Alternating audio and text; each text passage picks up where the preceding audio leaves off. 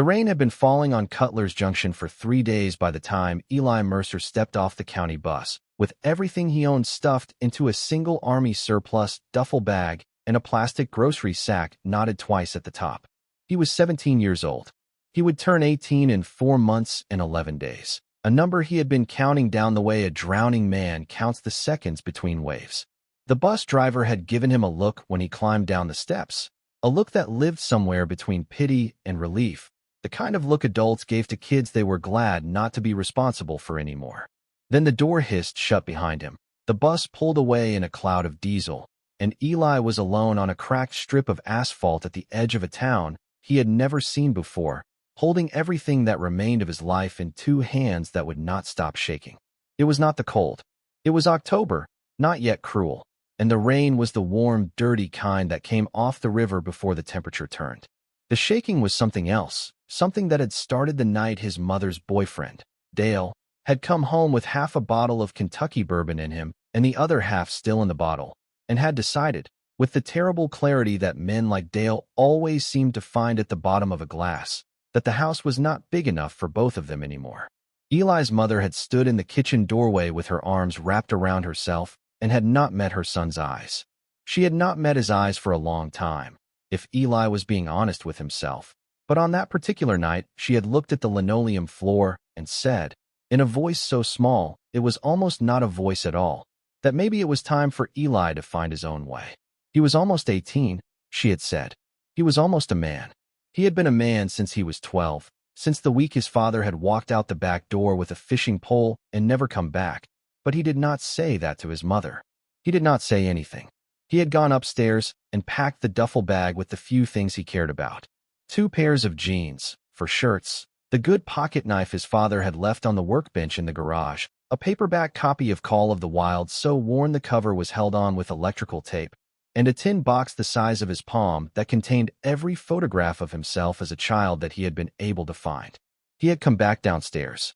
Dale had been sitting at the kitchen table with his boots on, staring at the bottle. His mother had been in the bathroom with the door closed. Eli had walked out the front door at 11:40 at night, and he had kept walking until the sun came up, and then he had started making phone calls from a gas station payphone that still took quarters. He had called his father's brother, a man named Arthur Mercer who lived somewhere in the Ozarks and whom Eli had met exactly twice in his life. Arthur had not answered. He had called his mother's cousin in St. Louis, who had answered, listened for 12 seconds, and then said that things were complicated on her end right now. Honey, but she hoped he landed somewhere safe. He had called his high school guidance counselor, who had given him the number for a county social worker, who had given him the number for a shelter 2 towns over that was full until Thursday. This was a Monday. He had spent Monday night in the back of an all-night diner where the waitress had taken pity on him and refilled his coffee for free until the shift change.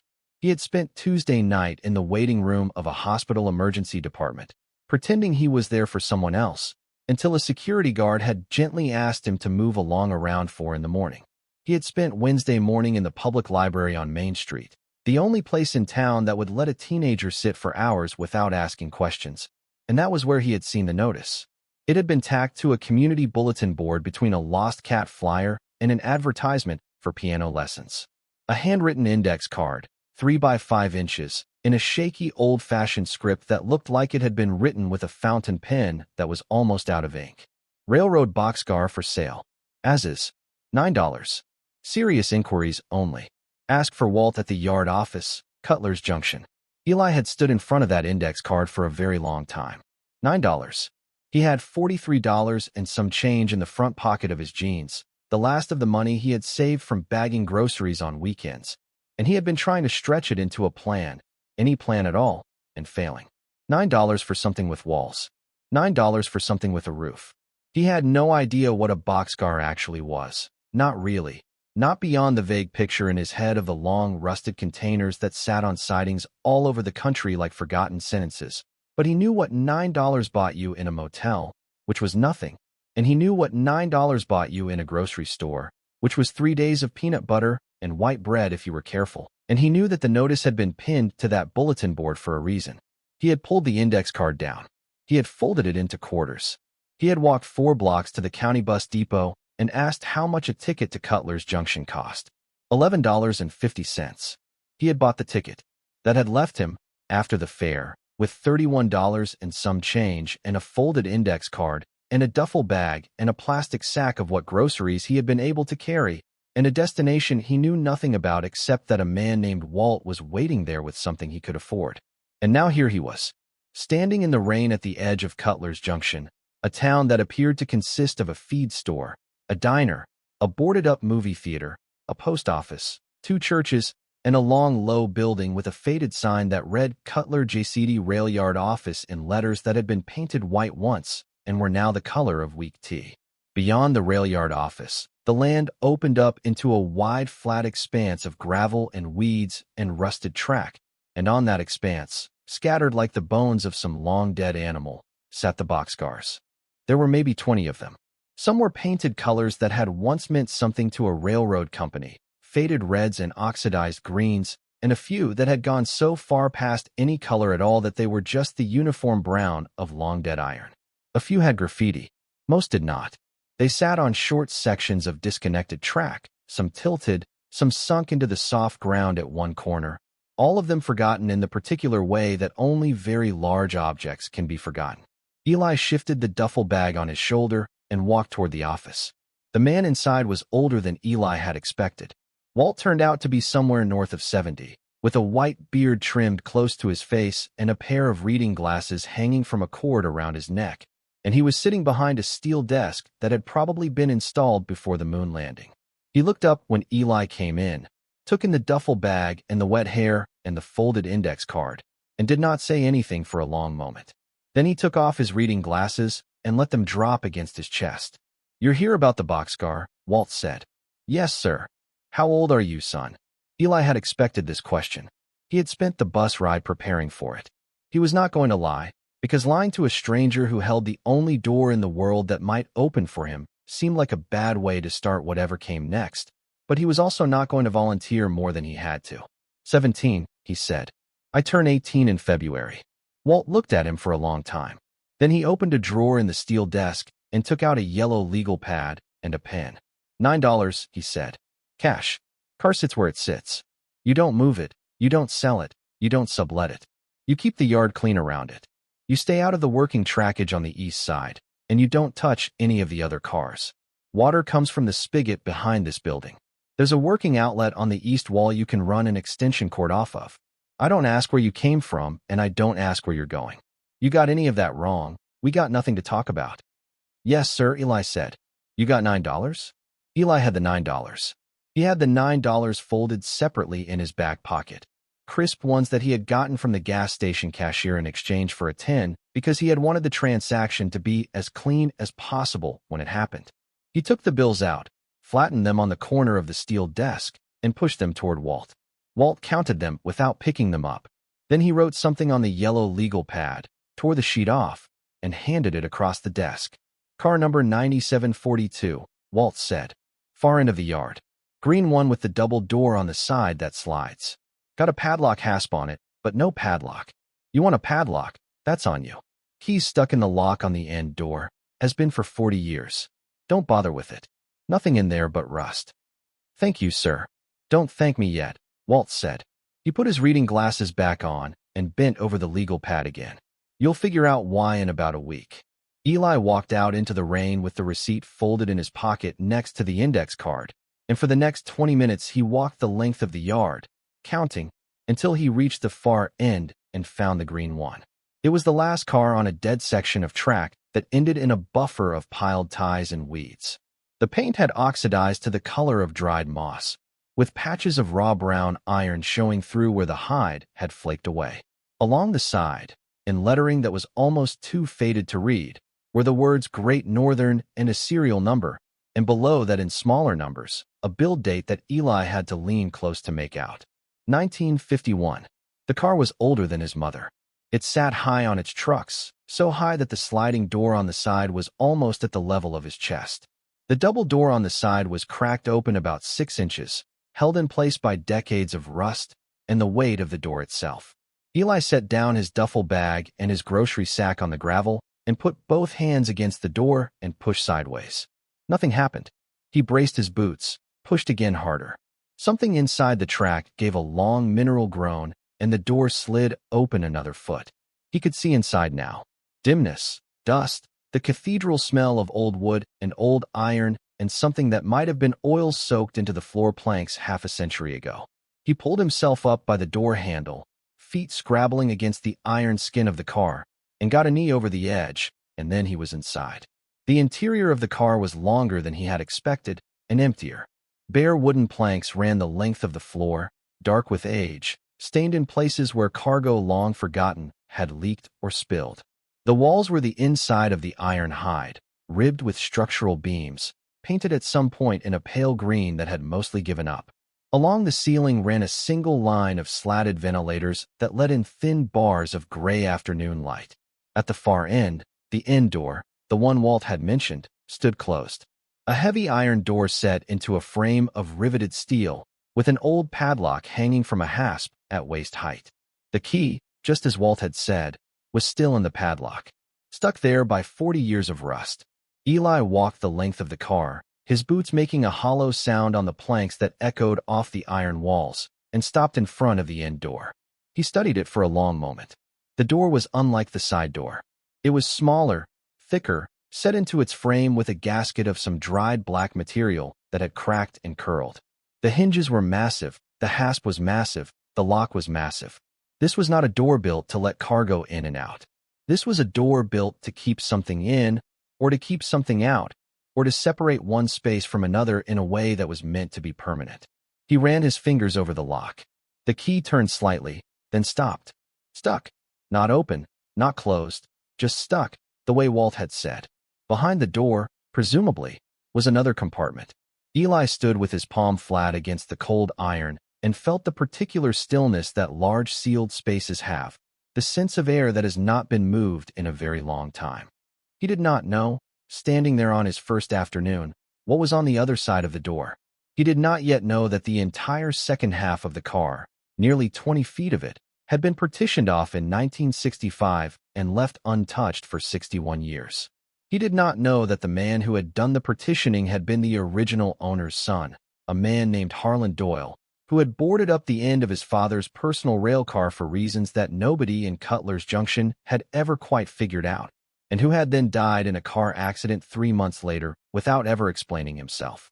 He did not know that the key stuck in the lock had been stuck there since the day Harland Doyle had locked it, and that Walt at the yard office knew this. And that Walt at the yard office had sold the car to a homeless 17-year-old for $9 in part, because the Boxcar had sat on the company's rolls as a nuisance property for so long that management had simply stopped caring what happened to it, and in part because Walt, who had worked for the railroad since he was 19 years old and who had known Harland Doyle personally, had a feeling he could not quite articulate, a feeling that had led him to tack that index card to the library bulletin board in the first place, and to quote the specific price of $9, which was not a price that had been authorized by anyone and which Walt had simply made up on his own. Eli would learn all of this eventually. Not that afternoon, but eventually. That afternoon, he simply took his hand off the cold iron door, turned around, and walked back to the open side door to retrieve his duffel bag and his plastic sack of groceries. He had a home now, such as it was. He had walls. He had a roof. He had, for the first time in 17 years, an address that belonged to him and to no one else. And he did not yet know what was behind the sealed door, but he knew that he was not going anywhere, and he knew that the door would still be there tomorrow, and the day after, and the day after that, and he had time now. For the first time in his life, he had time. He spent the first night curled up in his coat on the bare wooden floor, with a duffel bag as a pillow, and he slept harder than he had slept in weeks. The first week was about getting the door to close. Eli discovered quickly that the side door, the one that had taken all his weight to open, did not want to close either, and that until it did close, the boxcar was not really a shelter at all, but a tin chamber with a 6-foot gap through which every degree of warmth and every particle of dry air drained into the October night. He spent the first full day chiseling rust out of the track with the good pocket knife his father had left on the workbench and a rock he picked up from the ballast between the rails, working the blade back and forth until the accumulated corrosion of decades gave way in brown flakes, and the wheels of the door could roll cleanly again. By the end of that day his hands were raw and his knife was dull, but the door moved. It took 2 hands and a shoulder, but it moved, and when he slid it shut that first night and the rain started up again around 10 in the evening, it did not come in. The second day, he walked into town. It was 4 miles along the railed and another mile down the state highway, and he did it on foot because he had no other option. And when he got to Cutler's Junction proper, he spent 2 hours mapping it in his head the way a soldier maps unfamiliar ground. The feed store. The diner, which advertised a $2 breakfast special on weekdays before 9. The hardware store, which was small but serious, the kind of rural hardware store that still carried kerosene and galvanized buckets and penny nails by the pound. The public library, which had internet terminals that you could sign up for in 45-minute blocks. The post office. The volunteer fire department, which ran a food pantry on the second Saturday of every month. The 2 churches, one Baptist, one Methodist, both with bulletin boards he read carefully. And at the edge of town, a laundromat, open 24 hours, with a sign in the window that said showers available 50 cents, which was the best piece of news he had received since leaving home. He bought, at the hardware store, with very careful attention to every penny, a box of 60 penny nails, a small claw hammer, a roll of plastic sheeting, a spool of baling wire, a cheap kerosene lantern and a gallon can of kerosene, a box of wooden matches, 3 candles, and a packet of needles with a spool of heavy wax thread. He bought, at the small grocery section of the feed store, a jar of peanut butter, a loaf of white bread, a package of bologna, a half-pound of yellow cheese, a sleeve of saltine crackers, a bag of apples, a box of powdered milk, and a large jar of instant coffee. The total for everything came to $27.41. He had, when he walked out of Cutler's Junction that afternoon, $3.59, and he had a plan. The third day, he began work on the inside of the car. He nailed plastic sheeting across the ventilators to stop the drafts. He cleared the dust and ancient debris from the floor with a makeshift broom he made by binding dry weeds to a length of stripped branch. He laid out his bedroll, such as it was, in the corner farthest from the side door, where the wall blocked the worst of the wind. He rigged a hook from a length of baling wire and hung the kerosene lantern from one of the ceiling beams. He found, in his explorations of the yard, a pair of wooden pallets that someone had discarded, and he dragged them the length of the yard and stood them on end against the inside of the side door to serve as an additional windbreak.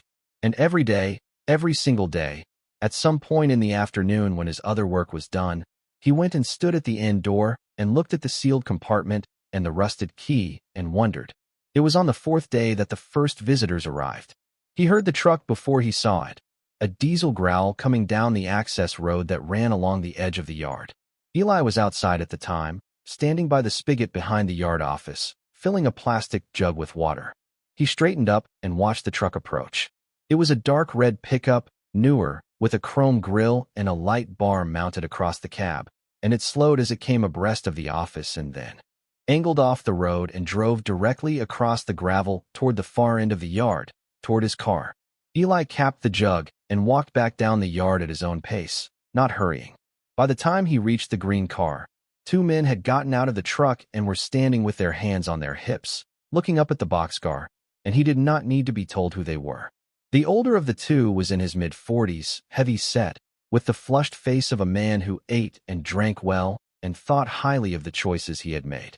The younger one was maybe 25, thinner, with the same nose, obviously a son or a nephew. They both turned when they saw Eli coming. The older one smiled in a way that was not a smile. "You the kid," he said. It was not a question. "Yes, sir. I'm Ray Doyle. This is my nephew Curtis. I understand you bought this car off the railroad for $9. "Yes, sir." "Huh." Ray Doyle rocked back on his heels and looked up at the green car again, and something moved across his face that was harder than the smile. "Well, son, I don't know what Walt down at the office told you, but this car is Doyle family property. My grandfather owned this car. My father owned this car. It's been in our family for 75 years, and whatever piece of paper Walt handed you is not going to stand up." Eli did not say anything. He had learned very young that when adults started explaining to you what was and was not going to stand up, your best strategy was to say nothing and wait for them to finish. Ray Doyle looked at him, waiting for a response, and when none came, the smile came back, a little tighter. "How about this?" Ray Doyle said. "I give you $20 for your trouble. You hand over whatever receipt Walt wrote you, and you walk back to wherever you came from, and we're all square. $20 is better than $9, son. That's 111% return on your investment in less than a week. You're not going to do better than that anywhere." Eli looked at him. "I'll think about it," he said. Ray Doyle's smile went away entirely. The nephew, Curtis, shifted his weight. For a long moment, nobody said anything. Then Ray Doyle let out a short breath through his nose and turned and walked back to his truck, and Curtis followed him, and they got in and sat there for another full minute before Ray finally put the truck in gear and drove slowly back down the yard toward the access road. Eli watched them go. He set the water jug down on the gravel by his boot. He stood for a long time after the truck had disappeared, thinking about what had just happened. Ray Doyle. Doyle family property. 75 years in the family. A $20 offer on a $9 purchase, which meant the car was worth something more than $9. And the something more was not nostalgia, because nobody drove out to the far end of a railyard on a weekday afternoon to offer a homeless 17-year-old a 200% markup for nostalgia. He walked back to the car and pulled himself up through the open side door and walked the length of the interior, his boots hollow on the planks, and stopped in front of the sealed-in door. He put his palm flat against the cold iron. The air behind it was very still. It had been very still for a long time. Whatever was back there, Ray Doyle knew about it, and Ray Doyle wanted it. Eli stood there with his hand on the iron door, and for the first time since he had stepped off the county bus, something that was not quite hope and not quite anger, but was some third thing, some harder and more patient thing, began to settle in his chest. He was not leaving. He was not selling. He was going to get that door open, and he was going to do it himself, and he was going to do it slowly, and he was going to do it right.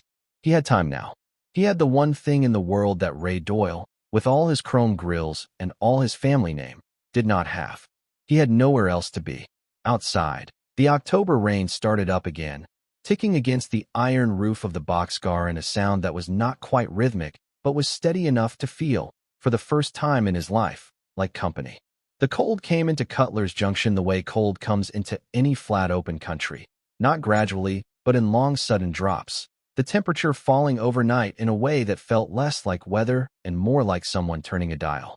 By the second week of November, the mornings were hard with frost, the puddles in the yard skinned over with ice, and Eli's breath hung in front of him in small white clouds as he worked.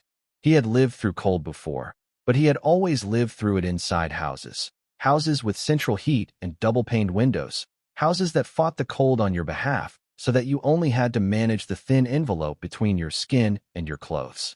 The boxcar did not fight the cold.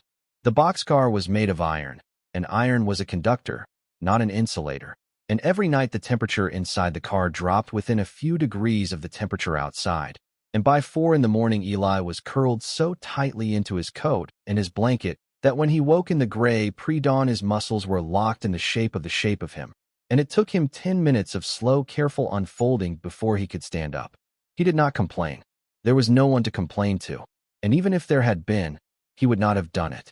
Complaining, Eli had learned very early, was a way of asking someone else to fix a problem that was your problem, and he had decided some time ago that his problems were his own. He got up. He coaxed a fire going in the salvaged metal pail he had converted, with sand in the bottom and a length of stovepipe rigged through a hole in the iron wall, into a functional, if ugly, stove. He boiled water for instant coffee. He ate 2 slices of bread with peanut butter, and he went to work. The work, that second week, was insulation. He walked the yard in the mornings picking up anything that might help. Discarded cardboard from behind the feed store. Lengths of old tarp that had blown off freight long ago and tangled in the weeds. A stack of burlap coffee sacks the diner owner had let him take when he noticed Eli studying the dumpster behind the kitchen. He nailed the cardboard up along the inside walls of the car, 2 layers thick where he could manage it, overlapping the joints like shingles, and he stuffed the burlap sacks into every gap he could find along the seams of the roof and the corners of the doors. He hung the tarp across the interior of the car, partway down its length, creating a smaller sealed room at the far end nearest the stove, so that the fire had less volume to heat and the heat had less volume to lose. By the end of the second week, the temperature inside the partitioned section, at night, with the stove fed and damped down low, was holding in the upper 40s. That was not comfortable, but it was not dangerous, and Eli had learned to tell the difference. What he had not done, what he had very deliberately not done, was start on the sealed door. He had thought about it every day. He had stood in front of it every day. He had put his hand on the iron and felt the stillness behind it, and felt the stuck key in the padlock and wondered, and each time he had turned around and walked back to whatever else he was doing. Because what had begun to settle in him, the harder and more patient thing that had arrived the afternoon Ray Doyle drove away in his red pickup, was the understanding that the sealed door was not a problem to be solved impatiently. The sealed door had been there for 61 years. Whatever was behind it was not going anywhere. And the door, he had come to believe, was a test of a particular kind. It was a test of whether he could stay, whether he could make the place livable, whether he could survive a winter in a $9 boxcar at the end of a forgotten railyard before he earned the right to know what the car had been waiting to show him. He understood, vaguely, that this way of thinking about a rusted door was not entirely rational. He understood that the door did not care.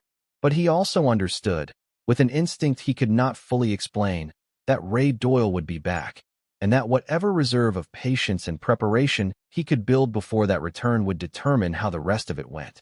So he did not start on the door. He started on the walls, and the roof, and the stove, and the problem of where his next meal was coming from, and he let the door wait. He got work, of a sort, the third week. It was nothing formal.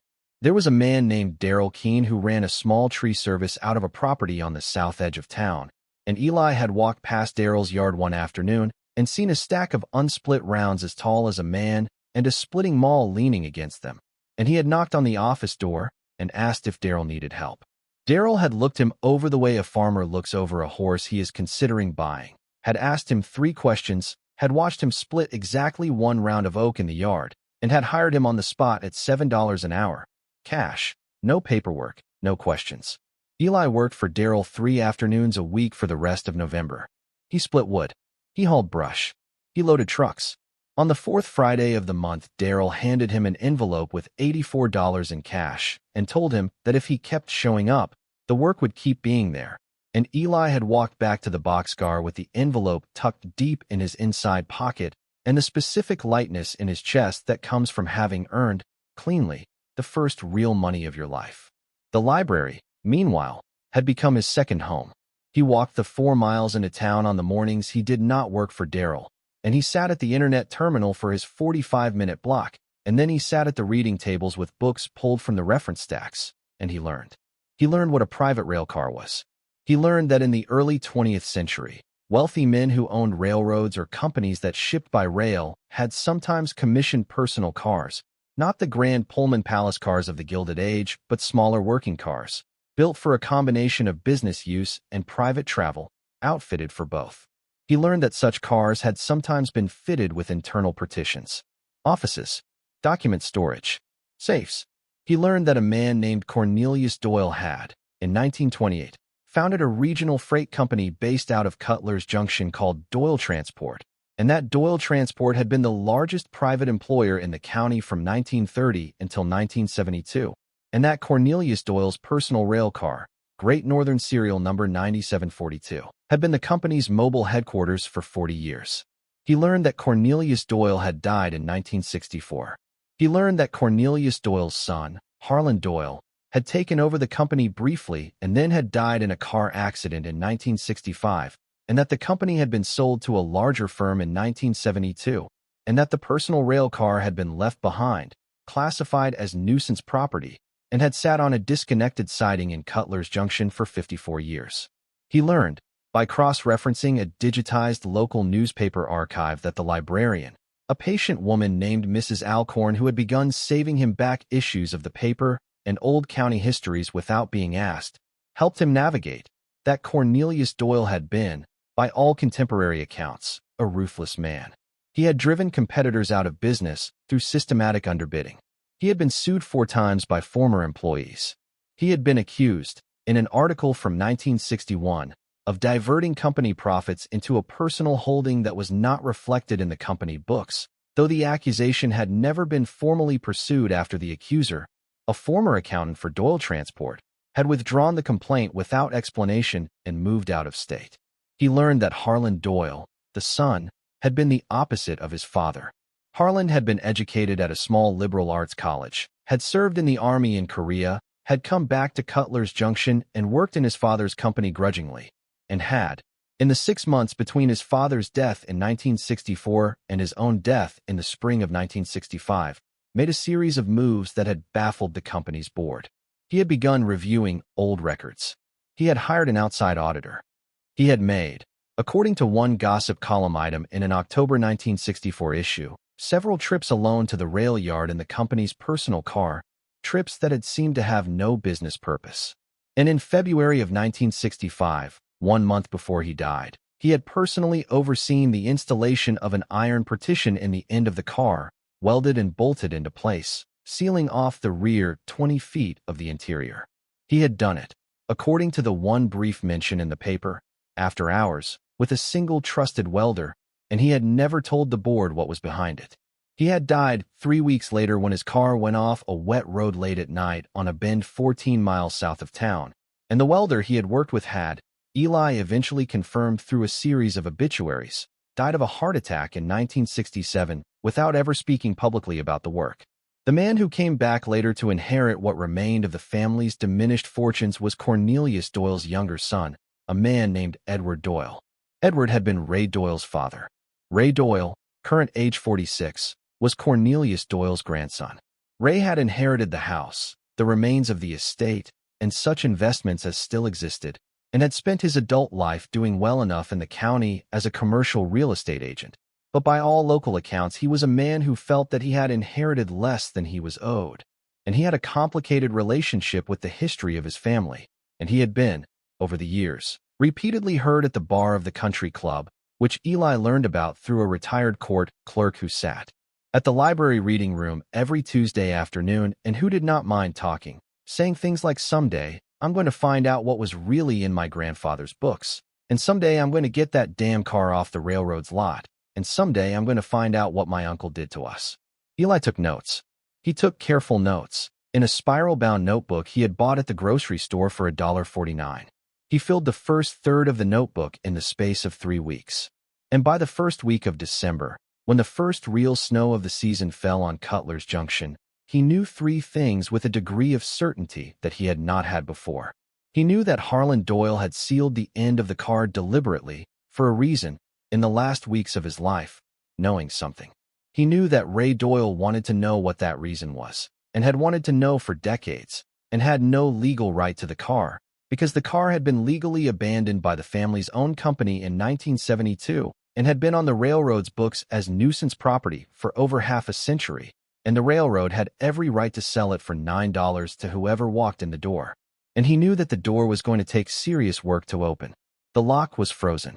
The hasp was bolted through iron.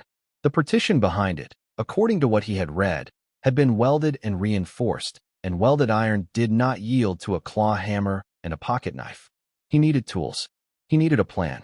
And he needed, more than anything, to not rush. The snow came on a Tuesday, and on Wednesday morning Ray Doyle came back.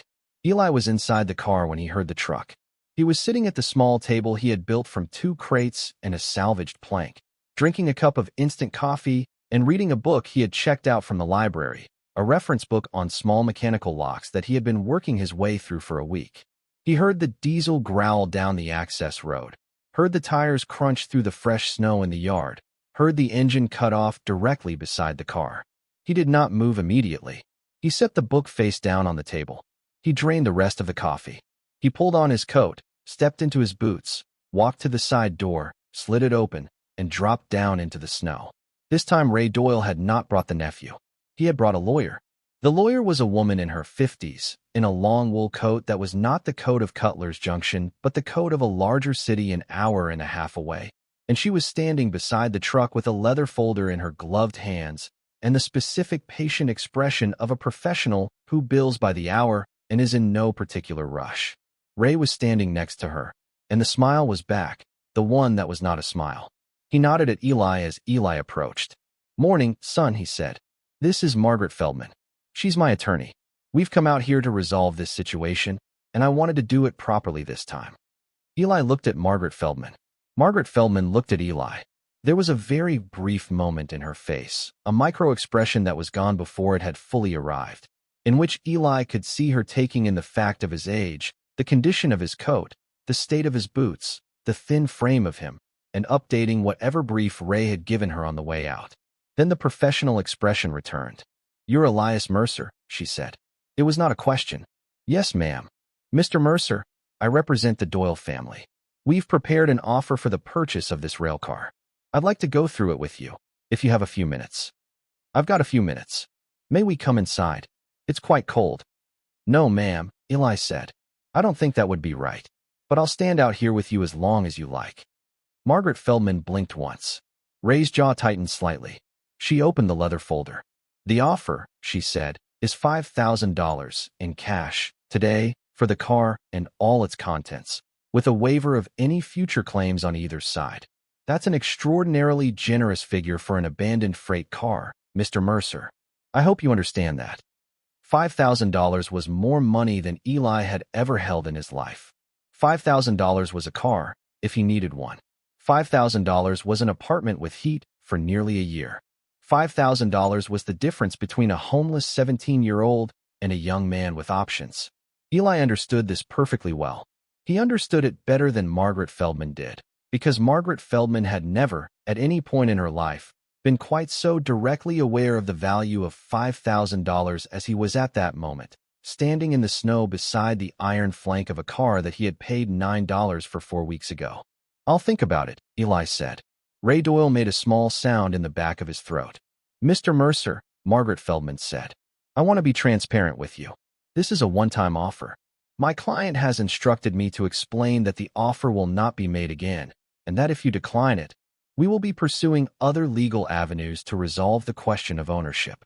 There are complications with the railroad's original transfer of title that we believe will stand up in court, and litigation is expensive for everyone involved. I would very strongly encourage you to take the offer today." Eli looked at her. He looked at Ray. He looked down at the leather folder in her hands, and he thought about everything he had read at the library, everything he had learned about the car and the family and the history, and he thought about how much it had cost Ray Doyle in attorney fees just to drive out here on a Wednesday morning to make this offer, and what that cost implied about what Ray Doyle believed was behind the sealed door. "Ma'am," he said, "I appreciate your coming out here. I mean that. But I bought this car legally. I've got a receipt and a yard record on file, and I'm going to keep it. You're welcome to pursue whatever legal avenues you like. I'm not going anywhere." "Mr. Mercer." "Ma'am." Margaret Feldman closed the leather folder. She gave a small, professional nod. Ray Doyle, next to her, stood very still for a long moment, and then he took one step toward Eli, and his voice when he spoke was quieter than it had been the last time. "You're making a mistake, son," he said. "You don't know what you're sitting on." "Maybe not," Eli said, "but it's mine." Ray held his gaze for another second. Then he turned and walked back to the truck, and Margaret Feldman followed, and they drove away, and the snow kept falling, and Eli stood in the yard and watched them go until the red of the truck had disappeared past the bend in the access road. He went to town that afternoon. He walked the 4 miles through the snow with his notebook in his pocket and the $84 from Daryl Keene in his other pocket, and he went to the hardware store. He bought. After a long conversation with the owner, a man named Mr. Pellet who had been running the store since before Eli was born and who did not ask why a 17-year-old kid needed these specific items: a can of penetrating oil, a cold chisel, a 4-pound drilling hammer, a pair of heavy leatherwork gloves, a small pry bar, a hacksaw with 3 replacement blades, a bolt cutter with long handles, and a battery-operated angle grinder with a single cutting wheel. The total was $106. Eli counted out the 84 from Daryl Keene and the remaining 22 from the reserve he had been building from small jobs over the past month, and he walked out of the store with the bag over his shoulder and his pockets essentially empty, and he walked the 4 miles back to the Boxcar through the blue December dusk, and he slept that night with the bag of tools next to his bedroll, and in the morning he got up and he went to work on the door. The penetrating oil went in first. He soaked the padlock, the hasp, the hinges, every seam where iron met iron, and he let it sit for 24 hours, and he did it again, and he let that sit for another 24 hours. On the 3rd morning the key, which had been stuck in the padlock for 61 years, turned. It turned stiffly, with a sound like a tooth being pulled, but it turned, and the padlock opened in his hand, and Eli sat down on the wooden floor of the car in front of the open padlock and held it in his hands and did not move for almost 10 minutes. Then he got up, and he started on the hasp. The hasp was bolted through the iron door, for heavy bolts with square heads that had long since fused to their nuts. He did not try to unscrew them. He cut them. He cut them one by one with the hacksaw, changing the blade twice, his arm burning and his breath clouding in the cold of the car, and each bolt took him nearly an hour. By the end of the first day of work, 2 of the 4 were cut through. By the end of the second day, all 4 were done, and the hasp came away in his hand with a shower of rust, and the door, when he pulled on the old iron handle below where the hasp had been, moved. It moved 1/4 of an inch. Then it stopped. Eli stood in front of it with the pry bar in his hand, and he understood what he was looking at. The door had been welded. The partition had been welded to the frame, along the top and the bottom. 2 long continuous beads of welded iron laid down by a trusted welder one February night in 1965 on the instructions of a man who had 3 weeks left to live. He was going to have to cut them. He sat down on the wooden floor again, and for the first time since he had stepped off the county bus in October, he felt something in his chest that was not quite doubt, but was adjacent to it, a quiet acknowledgement of the weight of what he was attempting. He was a 17-year-old kid with a $40 angle grinder and a single cutting wheel and a battery that would not last long in the cold, and he was trying to cut through welded steel that had been laid down by a professional welder 6 decades before he was born. And if he ruined the cutting wheel or burned out the grinder, he had no money to replace either of them. He stood up. He put on the leather gloves. He pulled the goggles he had bought down over his eyes. He thought about his father walking out the back door with a fishing pole, about his mother looking at the linoleum floor, about Dale at the kitchen table with his boots on, about Ray Doyle saying, "You don't know what you're sitting on." He started the grinder. The cutting wheel touched the weld, and the sparks came off in a bright hot arc, and the sound was enormous in the iron belly of the car, and Eli leaned into it slowly and carefully, the way he had leaned into the first oak round at Darrell Keene's yard 3 weeks ago, letting the tool do the work, letting the cut go at its own pace. And for a very long time, he did not stop, not until the grinder battery died, and he put it aside, and changed to a backup battery he had negotiated from Mr. Pellet, as part of the same deal, and he went back to work. By the end of the 4th day, the top weld was cut. By the end of the 6th day, the bottom weld was cut. And on the morning of December 17th, with the sun rising pale and cold over Cutler's Junction and the thermometer outside the yard office reading 19 degrees, Eli stood in front of the sealed door with his hand on the old iron handle and the welds cut through and nothing between him and whatever Harland Doyle had sealed away in 1965 except 61 years of stillness and the weight of a door that had not been opened in the lifetime of almost every person alive. He pulled. The door resisted. Then it gave. It swung inward, slowly, with a groan that echoed the length of the car, and a breath of air came out of the sealed compartment, air that had been in there since before the moon landing, air that smelled of dust and old paper and the particular dryness of a space that had been well sealed for a very long time. And Eli stood in the open doorway and lifted the kerosene lantern, and he looked inside. The sealed compartment was 20 feet long, 10 feet wide, and for one long suspended moment after the door swung open, Eli could not bring himself to step across the threshold. The lantern light caught the edges of things and did not fully resolve them. He saw shapes. He saw the suggestion of furniture. He saw, along the right-hand wall, the tall rectangular outline of what he knew, with a certainty he could not yet justify, was a safe. He saw, at the far end, a small desk bolted to the floor. He saw, stacked along the left wall, a row of wooden filing cabinets, 4 of them, oak, with brass pulls that had not entirely tarnished. He saw, above the desk, a framed photograph that had slipped slightly in its frame over the decades but had not fallen. He saw the dust of 61 years lying evenly across all of it, undisturbed, the dust of a room in which nothing had moved, in which nothing had breathed, since before his parents had been born. He stepped inside. The floor did not creak. The floor had been built to a different standard than the freight end of the car, laid with tight-fitted hardwood planks rather than the rough planking of the cargo section, and even under 6 decades of dust the wood felt solid beneath his boots. He walked slowly to the desk. He lifted the lantern. He studied the photograph. It was a portrait, black and white, formal.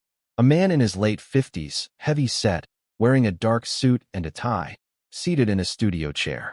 The eyes in the photograph were hard and flat, the mouth thin, the posture rigid with the specific self-regard of a man who had been told by enough other men that he was important that he had come to believe it. Cornelius Doyle. Eli had seen the same face, or one like it, in the newspaper archives at the library. The founder, the ruthless man, the father, and tucked into the bottom edge of the frame, folded twice, was a sheet of paper. Eli did not touch it at first. He set the lantern on the desk, turned slowly in the compartment, and took it in. The filing cabinets, the safe, the desk, a small stove in the corner, cold and used. A coat rack with a single wool overcoat hanging on it, still intact, the moths having never found their way into the sealed room. On the desk itself, arranged neatly, an inkwell, a blotter, a fountain pen, and a leather-bound ledger, closed. He opened the ledger first. The handwriting inside was not Cornelius Doyle's. Eli could tell this immediately, because the handwriting inside was careful, slanting, educated, and the first page carried a date in February of 1965 and a single line of introduction written in the first person. This is the record my father kept and the record he did not keep, set down here in full by his son Harland Doyle, who has reviewed the books of Doyle Transport from its founding to this present day, and who finds that there are two sets, and that the true set has been hidden for 40 years. Eli sat down very slowly in the chair behind the desk. He read for the next 4 hours. What Harland Doyle had done, in the last 6 months of his life, was a full forensic reconstruction of his father's financial affairs. He had pulled the company's books. He had pulled the personal ledgers. He had cross-referenced deposits against shipping records, against known contracts, against the public filings of the company, and he had found that over a period of nearly 4 decades Cornelius Doyle had systematically diverted company profits into a series of personal accounts and physical assets that had never been reflected in the company books, and that the former accountant who had tried to raise the alarm in 1961 had been bought off and threatened into silence, and that a combination of cash, bearer bonds, land deeds, and other instruments had accumulated over the course of 4 decades into a hidden personal estate that Cornelius had never intended to share with his partners, his competitors, his creditors, or ultimately his own family, because Cornelius Doyle had not trusted his sons, had never trusted anyone, and had built the hidden estate on the assumption that he would live forever and enjoy it himself. Cornelius had died of a heart attack in his sleep in 1964. Harland had found the records, all of them, and then Harland, faced with a discovery that would have humiliated his late father and potentially exposed the family to a dozen separate legal and civil actions from former business partners, employees, and the state itself, had made a decision. He had not taken the money. He had not spent it.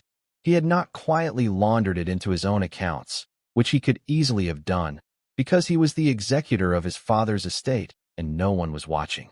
He had sealed it. He had collected every piece of physical evidence, every document, every bearer bond, every deed, every certificate, every dollar of cash that he could locate, and he had placed it all in the rear compartment of his father's personal rail car, and he had hired a trusted welder to seal the door shut, and he had written, in the final pages of the ledger, a single passage that Eli read 3 times before he fully understood it. I have not destroyed what my father stole, because it was not mine to destroy. I have not returned it, because I cannot return it to the men and women my father took it from without destroying what remains of this family and this company, many of whose workers depend on it for their living. I have sealed it here, on the car that was his office and his throne, and I have left the key with a man I trust. If I live long enough, I will find a way to make this right. If I do not, I hope that whoever opens this door will have the wisdom to do what I could not, and will understand that what is inside is not a gift but a debt, and that the holder of the debt is answerable to the ones my father wronged. Harland Doyle had signed it. February 12, 1965. 3 weeks before his car had gone off the road on a wet bend 14 miles south of town. Eli closed the ledger. He sat for a long time with his hand on the leather cover, and the lantern guttered low, and the cold of the car settled around him, and he thought about the note folded into the picture frame above the desk. He got up. He pulled the folded sheet from behind Cornelius Doyle's portrait. He opened it under the lantern. It was in the same careful hand as the ledger. To whoever finds this, the note said. The key is with Walter Hennessy at the yard office. He does not know what is behind the door. He knows only that the car is not to be scrapped, that its disposition is to be left to whoever, on their own recognizance, is willing to take it on. Ask yourself before you open what is behind this door, whether you can bear what is here. It is not wealth. It is responsibility. If you are the right one, you will know what to do. If you are not, close the door and return the key. Eli read the note twice. Then he folded it and put it in his shirt pocket. Walter Hennessy. Walt. The man at the yard office who had sold him the car for $9. Walt, who had been a 19-year-old yard worker in 1965, who had known Harland Doyle, who had been the welder's apprentice that February night, who had kept the key in the padlock of a compartment he had never opened, for 61 years, waiting for the right one to come along. Eli understood now what Walt had said on the first afternoon. You'll figure out why in about a week. Walt had not meant the cold. Walt had meant the wait. He stood up. He walked to the safe. The dial was old but not frozen, and after 2 hours of careful listening, using the lock reference book he had been reading all winter, he got the combination in the third try, guessing at Harland's birth year, which had been printed in the newspaper archive. The safe opened. Inside the safe, stacked in neat bundles secured with paper bands, were bearer bonds from the 1940s and 50s, United States Treasury instruments, railroad bonds, a folder of deeds for parcels of land in 3 states, a sealed envelope marked to be opened upon my death that contained Harland's personal will, naming the car and its contents as an unrestricted bequest to whoever should lawfully come to possess the car, a phrase whose legal precision Eli now understood had been drafted by Harland Doyle with a specific intent, and at the bottom of the safe, in a cedar box, a quantity of United States gold coins, pre-1933, whose face value was $1, but whose actual value, Eli would later learn, was something else entirely. Eli closed the safe.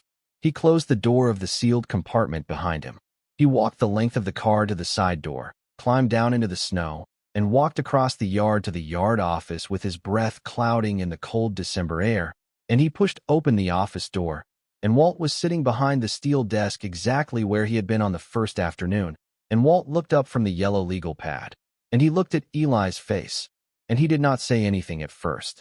Then Walt said, very quietly, "You opened it." "Yes, sir." Walt took off his reading glasses and let them drop against his chest. He looked out the small window at the snow. For a long moment, he did not speak. And then he said, "I was 18 when I held the light for the man who welded it shut. Harland paid him $300. He gave me 10. I used it to buy an engagement ring for my wife, God rest her. I have kept that key in that lock for 61 years, and I have pinned that card to every library bulletin board in this county for 40 years, and I have waited for the right person to walk through this door. I am 80 years old, son. I was starting to think I was going to die before it happened." Eli did not know what to say. "What did you find?" Walt asked. "A lot of things I need to do," Eli said. Walt nodded slowly. He put his reading glasses back on. "Then you're the right one." The next 3 months were the hardest work of Eli's life, and also the strangest. He did not do it alone. Walt, who had been sitting on the knowledge of the sealed compartment for 6 decades, had also been sitting on the names of 3 people he trusted. An attorney in the state capitol who had done estate work for railroad families for 30 years. A forensic accountant who had retired from the state attorney general's office and who lived in the next county. And an appraiser from a regional auction house who specialized in historical American assets. Walt made the calls. All 3, when they heard Walt's voice on the line and understood what he was asking, dropped what they were doing and came. The forensic accountant, a woman named Mrs. Claiborne, took Harland Doyle's ledger and the contents of the filing cabinets and spent 6 weeks cross-referencing them against surviving public records. She confirmed, in a written report, that the money represented in the bonds and the deeds and the coins was traceable to specific diversions from Doyle Transport during the period from 1928 to 1964, and that the original claimants, or their identifiable heirs, could in most cases be located. The attorney, a man named Mr. Hollis, drew up a plan. The coins and a portion of the bearer bonds, which had no traceable original claimant because they represented cash skimmed from general operations rather than specific stolen funds, would constitute Eli's lawful inheritance under the terms of Harland Doyle's will, which Mr. Hollis filed in probate court along with the chain of title documentation from the railroad, and which a probate judge upheld after a brief hearing at which no one objected, because no one who had standing to object knew what was at stake.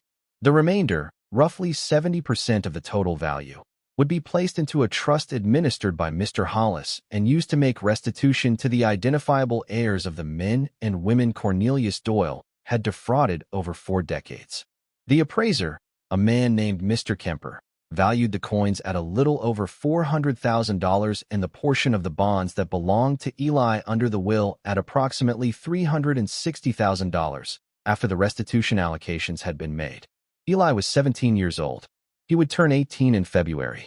In February, when the probate judge signed the final order and the trust was formally established, Eli Mercer, formerly of Nowhere in particular, presently of Cutler's Junction, inherited, free and clear, approximately $760,000. He did not spend it immediately. He did not spend most of it at all. Mr. Hollis, who had taken a quiet professional interest in Eli during the probate process, sat down with him at a small conference table in his office in the state capitol in late February and walked him through the options. An education account, a modest property purchase, a long-term investment plan. Eli listened. Eli took notes. Eli went back to the Boxcar that night because he had not moved out of the Boxcar, and he slept on the same bedroll on the same wooden floor, and he thought about it for another week before he gave Mr. Hollis his answers.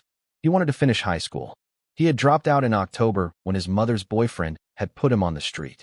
He wanted to finish, and then he wanted to go to a community college, and then he wanted to see. He wanted a small house, not a big one, somewhere near the Boxcar, because he did not want to leave Cutler's Junction. He wanted to keep the Boxcar, which the railroad had already sold him in full, and he wanted to restore it, properly, with Walt's help. And he wanted, when the trust made its distributions, to make sure the distributions actually reached the descendants of the people his grandfather had wronged, because Harland Doyle had written that the holder of the debt was answerable to the ones wronged, and Eli had decided, reading those words by lantern light in the sealed compartment, that he was the holder of the debt now. Mr. Hollis looked at him for a long time across the conference table. Then Mr. Hollis, who had been practicing law for 31 years and who was not given to sentimentality, nodded once and said, "All right, son. Let's do it your way." Ray Doyle learned what had been in the car on a Tuesday in early March. He learned it the way the rest of Cutler's Junction learned it, which was from the regional newspaper, which ran a long feature story on the forensic accounting work that Mrs. Claiborne had completed and the restitution plan that the trust was preparing to execute. The story named Cornelius Doyle. The story named Harland Doyle. The story laid out, in careful and dispassionate language, exactly what had been hidden in the sealed compartment, and why, and what the estimated total value of the accumulated fraud had been, and how it was being returned, and to whom. The story named Eli Mercer as the owner of the car and the executor, in cooperation with Mr. Hollis, of the trust. The story did not name Ray Doyle. It did not have to. Ray Doyle did not come out to the yard that week. He did not call Mr. Hollis. He did not hire another attorney. He sat. According to accounts that Eli heard from the retired court clerk at the library, and from Mr. Pellet at the hardware store, and from the waitress at the diner, in the bar of the country club for 3 evenings in a row, and he did not say anything to anyone. And then on the 4th evening, he stopped coming, and people in town began to say that Ray had put the house up for sale, which was true, and that he was moving to Phoenix to be near his ex-wife's family, which was also true, and the sale of the house, when it went through in April, came in at a price that was substantially lower than Ray had been asking, because by then everyone in the county knew what Ray's grandfather had done, and the name Doyle, in Cutler's Junction, had become a name people said carefully. Eli did not gloat. He never gloated. When Mrs. Alcorn at the library asked him about it gently one afternoon in April, whether he felt any satisfaction about what had happened to Ray, Eli had thought about it for a long time, and then had said, honestly, that he did not. He said that Ray had been wrong about what was in the car. Ray had thought there was a secret, and Ray had been right about that. But Ray had thought the secret belonged to him because of who his grandfather had been, and Ray had been wrong about that. And now Ray was having to live in a world where everyone knew what his grandfather had really been, and Eli did not think there was anything to feel satisfaction about in watching a man learn, too late, that his inheritance had been poisoned from the beginning. Mrs. Alcorn had looked at him across the reading room table. She had said, "You are a remarkable young man, Eli Mercer." Eli had said, "I just had a lot of time to think this winter, ma'am." The restitution checks began going out in May. There were 47 of them, to 47 different families across 3 states, the descendants of employees and business partners and competitors whom Cornelius Doyle had cheated between 1928 and 1964. The amounts varied. The smallest was $1,400. The largest was just over $90,000. Each check went out with a letter on Mr. Hollis's firm's letterhead, explaining what it was and why it was being sent. Mr. Hollis had drafted the letter. Eli had read every draft and had made one change, adding a single sentence at the end. "This was set aside for you by a man named Harland Doyle in 1965, the sentence read. "He asked, before he died, that it be returned. I am sorry it took so long."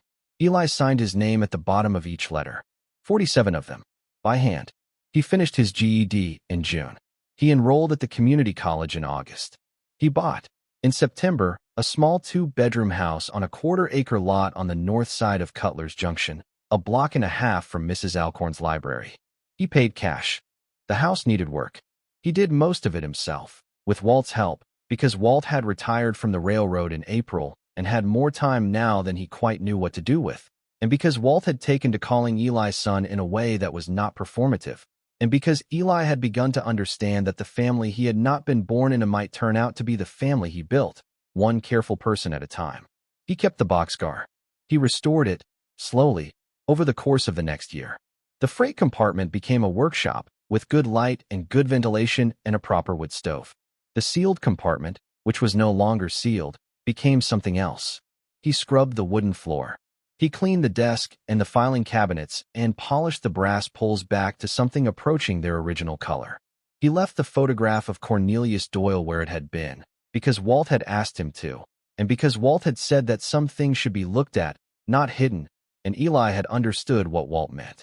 He hung, on the opposite wall, a framed copy of the last page of Harland Doyle's ledger, the page with the signed passage about the debt, so that anyone who walked into the compartment would see the founder on one wall and the son who had tried to make it right on the other, and would understand that a family could contain both things. The compartment became a reading room. He kept a chair there, and a small desk, and a good lamp, and when the weather was cold he lit the small stove in the corner, and the air in the compartment was no longer the still dead air of 61 years of silence, but the warm living air of a room that was used daily. And on winter evenings, Eli would sit at the desk with a book open in front of him and the lamp throwing a small gold circle onto the wood. And he would think about the boy who had stepped off the county bus in October with everything he owned in a duffel bag, and he would not quite recognize him, and he would not try to. On the last evening of the first full year, New Year's Eve, with the stove lit and the lamp on and a notebook open in front of him, Eli wrote a single sentence in the notebook. He wrote it slowly, because he wanted to mean it, and because he had come to believe, over the course of that year, that sentences written slowly meant more than sentences written quickly. "Every door that is sealed for a reason," he wrote. "Sometimes the reason is shame. Sometimes the reason is love. Sometimes the reason is that someone is waiting for the right person to come along." He closed the notebook. He blew out the lamp. He walked the length of the car and slid the side door open and stepped down into the snow. And the stars were hard and bright over Cutler's Junction, and the air was very clean, and somewhere across the yard a night train was sounding its horn at the far crossing, long and low, and Eli Mercer, who had been 17 and homeless and holding a $9 receipt 14 months ago, stood in the snow beside the iron flank of his boxcar and looked up at the sky and understood, in a way that he had not quite understood before, that he was home. Thank you so much for staying until the very end. Stories like this one remind us that the most important doors haven't been opened yet. If this moved you, there are more stories waiting for you on your screen right now. And if you haven't subscribed yet, now is the perfect time. I don't want you to miss what's coming. See you in the next story.